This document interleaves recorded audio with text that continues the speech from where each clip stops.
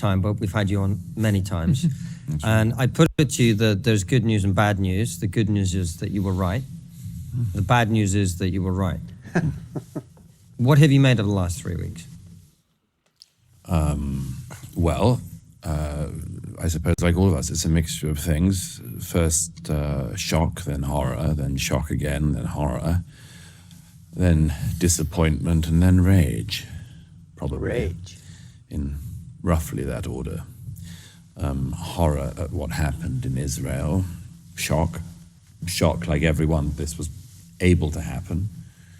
Horror, the details of what happened. Shock then at the response on the streets of cities like the one we're sitting in London. The fact that there were so many people Absolutely who didn't even give it a day before they turned out on the streets of my city, supporting the people who'd done. Love the way he just said, my city. Just basically saying it right then and there, that the shock and horror of these people coming out in support of Hamas. Absolutely despicable, disgusting. On this act of terror. And then in the weeks since, increasing rage. Rage that I have to share a country with these people. And I think the thing that we've all had to come to terms with is how some people have just been so open about supporting an extremist Islamist terrorist group and also refusing to acknowledge it as such. Well, before you answer, Douglas, one of the things that I've noticed in comments is people like, well, these are pro-Palestine marches. And I think we have to be clear that what we're talking about is in the first 2 days, prior to Israel responding in any way, there were people celebrating. Yeah, you did, but the bodies of the dead hadn't even been found. They were still warm in some cases. Some people were still in the process of being massacred. And even as that was still going on, people were already out on the streets of cities like London, protesting against Israel. And that was what it was. It was straight away a protest against Israel. And, you know, look, there are lots of fine delineations you can do about it, some of which are true and some are not. You could claim that the people who've come out in recent weekends on the Saturdays care about Palestinian lives. I don't think they do. They don't. I just don't think they do. They don't. They're just out there. I'll tell you one reason why, is that nobody in the Middle East, apart from the Israelis, cares about the Palestinians a jot. I've traveled around the region. I've spoken to enough people, including leaders of other countries in the region, to know the Jordanians do not like the Palestinians at all. They find them an unbelievable West Bank who should effectively be in Jordan. The Egyptians loathe the Palestinians. So true. The authorities are keeping the border between Egypt and Gaza closed because they hate the Palestinians. I know people who were born in Gaza when Gaza was owned by Egypt.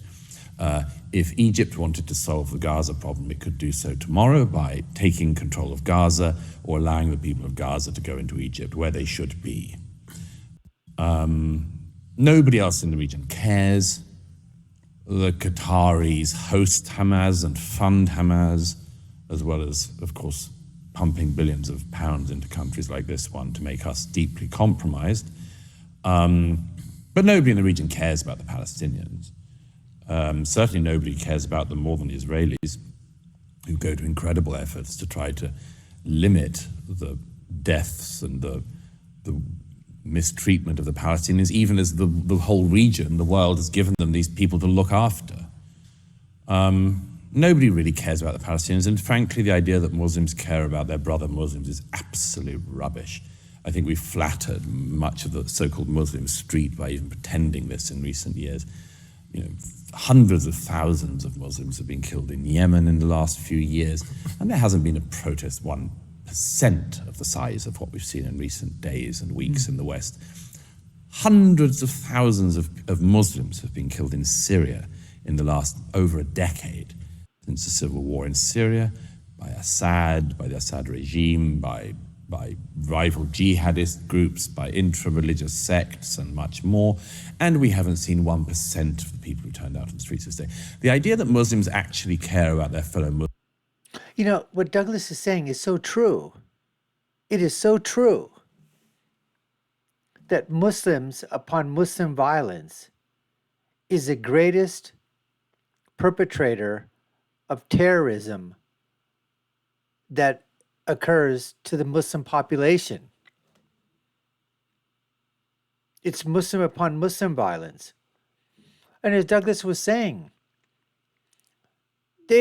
all these atrocities that occurred, the number of Muslims killed in Syria, in Yemen. Did you see any protests at all, folks? Any protests out on the streets? Any United Nations march? Anybody ripping down posters of people missing? No, not at all. The number of Muslims that were killed in Afghanistan by Muslims.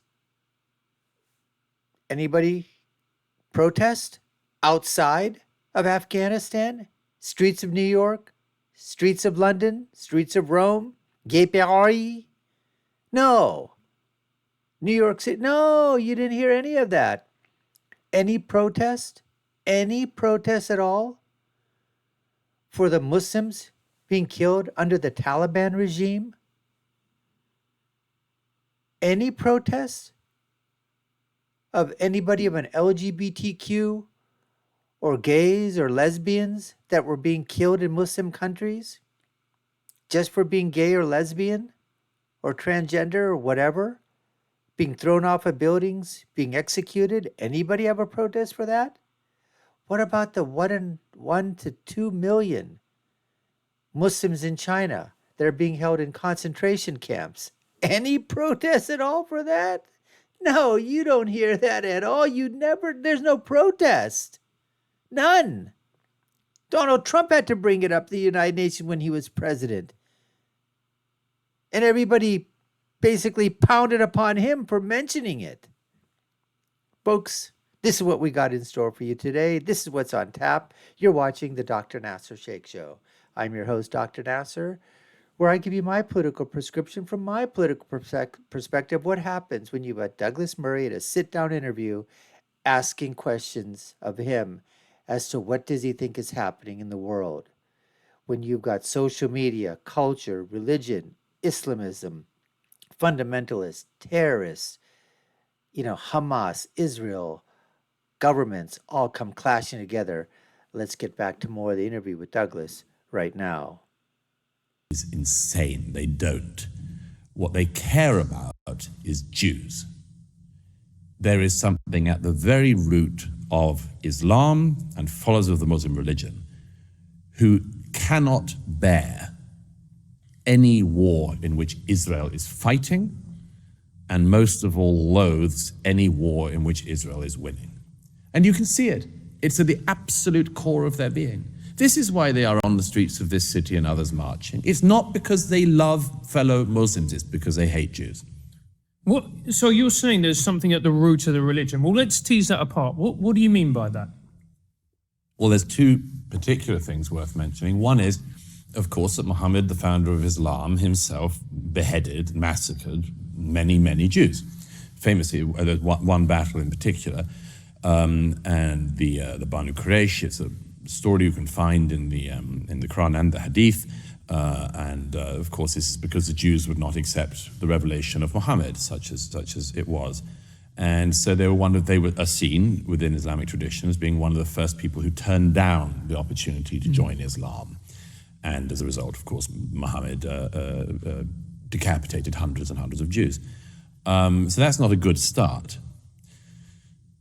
But there's a bigger thing, I think, within the Muslim world, which is worth mentioning, which the late Bernard Lewis pointed out on a number of occasions, which is the great problem within Islam when it comes to not just Judaism, but the wider non-Islamic world, is that the Muslim religion claims to be the last revelation from God to man, which we all know is a very large claim to make.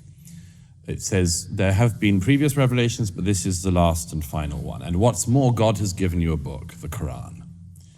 And the Quran is the one book you need. The opening, here is the book wherein is no doubt, which is quite a bold claim as well, I'd say. But the claim at the foundation of Islam is, here is the book wherein is no doubt, and it's the only book you need. And it's the final word from God that man will ever have. Now, if you are the recipients of this book, the people who end up either converting or being forced to convert to Islam, and eventually the areas that Islam takes over by force, if you are somebody who's brought up in that tradition, you would think that being the recipient of the final revelation from God, you would be in a just tip-top situation. You know, you would imagine that, well, this is going very well. We've got the final revelation from God. What's not to like? What's not on our side? And then several things happen in the millennia since, which is, first of all, many, many Muslims realize that despite having the final revelation from God, things don't seem to be going very well. Until oil is discovered in certain parts of the Middle East, most people live in total destitution. The discoveries and enlightenments of Europe largely passed the Muslim world by. This shouldn't be exaggerated. Certain parts of the Muslim world, of course, give the Western world certain parts of what becomes the Western European tradition. So there were times of interplay. There were times of mutual learning. And now, of course, everyone looks back at them, or many people look back at those times with nostalgia. Nevertheless, in the main, the Muslim world cut itself off from the rest of the world and didn't care to learn from the rest of the world, didn't improve the economic conditions of its people, totally failed to create societies anything like as successful as, for instance, European societies. And therein a question arises, which is, if we are the recipients of the final revelation, why is everything so awful where we live? And then you have the additional thing, which is, and how come the Jews return or re-establish of course, many Jews are already living in the area that's now Israel, but already lived there, but many others come from other parts of the world, including from the Middle Eastern countries where they're chucked out by the governments in 48 and so on. The Muslim world sees this tiny, tiny bit of land, which, among other things, is the only bit of the Middle East that doesn't have any oil. And they make of it a much more successful country than any of the countries around. Now, if you create a Palestinian state, you just have another failed Arab state, another failed Muslim state to add to the more than 50 already failed Muslim and Arab states. What is the explanation that the Jews who refused the Prophet's invitation to Islam are still here, have this tiny bit of land, and make all of these discoveries and other things that show themselves to be so successful? It's some kind of stab in the heart. And instead of saying, we're doing this wrong, the thing is, the Jews are doing something right, and that must mean that they've rigged the game. That's why they care, among other things. And it leads to the deep pathology of anti-Semitism, which has been largely eradicated in Europe among Europeans, not entirely, but largely. There are still some bits of the far right you can find across Europe, and occasionally in the UK with a sort of the whiff of this noxious thing still emerges. On the left, of course, it's much closer to the boat. But principally anti-Semitism in our own day, of the kind that we hope to ended with Hitler, exists and indeed thrives in the Muslim world. And the Muslim world is now in our world in Europe, and so we have the Hitlerian horrors of anti-Semitism back. Well, I have no doubt. I think Douglas brings up a great point here. I guess in one word you could sum it up. I mean, it's a type of jealousy. Absolutely. Take a look at Israel and see what it has done with a small piece of land, no oil, just done it with a democratically, elected, system of government, surrounded by Muslim countries that in some instances, because of the black crude, because of the oil, have been able to build, beautiful cities or whatever. But in the meantime, there are so many in the Mideast that are not as well off. And take a look at the billions of dollars that have been given to the PLO and to Hamas. Don't you think they could have done something within the Gaza something on the West Bank, built some sort, the Singapore of the Mideast. They could have done something like that, but no, they squandered it.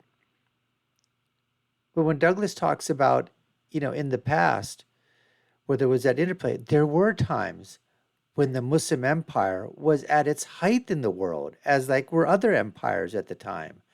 They came and went. The Persian Empire. What was happening during the Persian Empire? Art, literature, science, music, all those things flourished. And there was an exchange between the Muslim world and the other world. The Ottoman Empire, the Turkish Empire, all these empires were beautiful, huge cities were created. People were, at that time, there was an abundance for whatever abundance was in those times. Sure, there were lots of people that didn't have, but these were huge empires that were built upon the backbone of the Islamic faith. And there were many sects at that time, not just Sunni and Shia, but many, many sects of Islam at that time. But we come now into the, as we move forward, 18th, 19th, 20th, 21st century, as he correctly states, most of the Muslim countries are completely downtrodden. Nothing at all like, the Muslim empires or Muslim countries were in the past. And so, unfortunately, there is this anti-Semitism that does run, not just among, the Muslims, but among a lot of other people as well, as Douglas points out. I mean, I think it's a lot more in Europe than Douglas, says, but, there's that whiff he talked about of anti-Semitism. But as far as the Hitlerian type, the association of the Hitlerian Association with terrorist groups like Hamas, PLO, Al-Qaeda, ISIS, I guess you could put a little bit of, the Hitlerism into the Islamism of those people that are the terrorists, those fundamentalists, those Islamists that are out there committing these acts of terrors, not only against the Jewish people, but against Muslims themselves, who they feel are not Muslim enough to be part of their Islamism or their brand of theocracy and their brand of the new caliphate that they want to establish. Anyways, folks, we appreciate you taking the time to watch.